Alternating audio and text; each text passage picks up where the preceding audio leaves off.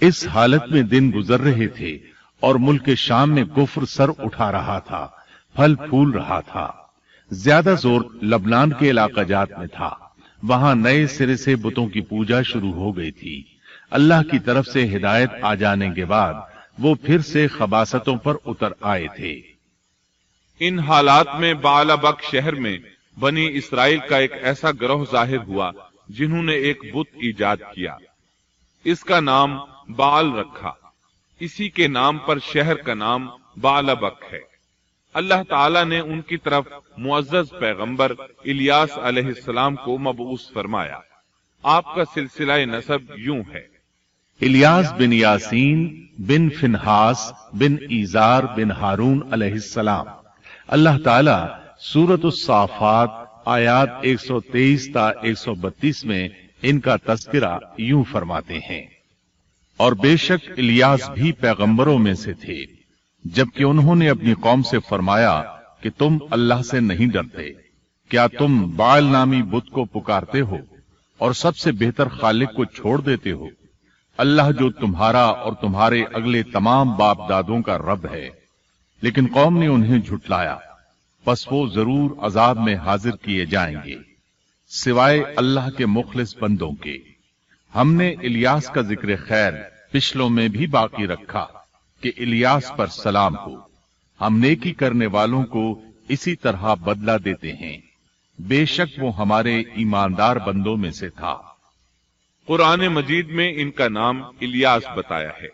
इंजील यूहन्ना में उनको इलिया नबी कहा गया है।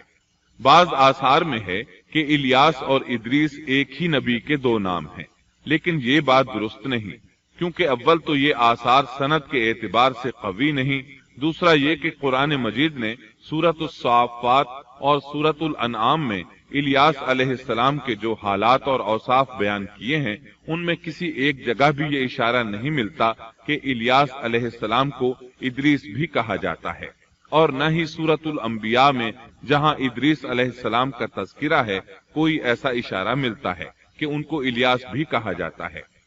मुअर्रिखीन ने इदरीस और इलियास अलैहिस्सलाम के जो नसब नामे बयान किए हैं, उनसे पता चलता है कि इन दोनों नबियों के दरमियान सदियों का फासला है।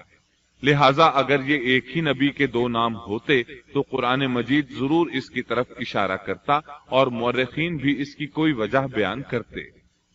मुफस्सिरीन और मुअर्रिखीन का इत्तिफाक है कि इलियास अलैहिस्सलाम शाम के बाशिंदों की हिदायत के लिए भेजे गए थे और मशहूर शहर बालबक उनकी रिसालत व तबलीग का मरकज था। इलियास अलैहिस्सलाम की कौम मशहूर बुत बाल की परस्तार थी और तौहीद से बेजार और शिर्क व कुफ्र में मुब्तला थी। अल्लाह के बरगुज़ीदा रसूल इलियास अलैहिस्सलाम ने उनको समझाया और राह हिदायत उन्हें दिखाई और बुत परस्ती के खिलाफ उन्हें वाज़ो नसीहत की और खालिस तौहीद की जानिब उन्हें बुलाया। कुतुब तफासीर में है कि बाल नामी बुत सोने का था और उसका कद 20 गज था और उसके 4 मुंह थे और उसकी खिदमत पर 400 खादिम मुकर्रर थे। इलियास अलैहिस्सलाम के जमाने में यमन और शाम का महबूब देवता यही बुत था और बाज मुअर्रिखीन का ख्याल है कि हिजाज का मशहूर बुत हुबुल भी यही बाल था। सूरतुल अनाम में इलियास अलैहिस्सलाम का जिन आयात के अंदर जिक्र आया है वो नूह और इब्राहीम अलैहिस्सलाम की औलाद और उनकी नस्ल के अंबिया और रसूल की एक मुख्तसर फहरिस्त है। अल्लाह ताला सूरतुल अनाम आयत 84 ता 86 में फरमाते हैं, और हमने उनको इसहाक दिया और याकूब, हर एक को हमने हिदायत की, और पहले जमाने में हमने नूह को हिदायत की और उनकी औलाद में से दाऊद को और सुलेमान को और अय्यूब को और यूसुफ को और मूसा को और हारून को, और इसी तरह हम नेक काम करने वालों को जजा दिया करते हैं। और नीज जकरिया को और यहया को और ईसा को और इलियास को, ये सब नेक लोगों में से थे।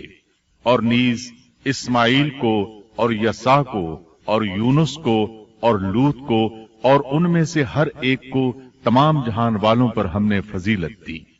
الیاس علیہ السلام اور ان کی قوم کا واقعہ اگرچہ قرآن میں بہت مختصر ہے، تاہم اس سے یہ سبق حاصل ہوتا ہے کہ بنی اسرائیل کے یہود کی ذہنیت اس درجہ مسخ ہو چکی تھی کہ دنیا کی کوئی برائی ایسی نہیں تھی کہ جس کے کرنے پر یہ حریص نہ ہوں، اور کوئی خوبی ایسی نہ تھی جس کے یہ دل دادا ہوں، اور انبیاء و رسل کے ایک طویل اور مسلسل سلسلے کے باوجود بت پرستی، نجوم پرستی، عناصر پرستی، غرض غیر اللہ کی پرستش کا کوئی شعبہ ایسا نہ تھا جس کے یہ پرستار نہ بنے۔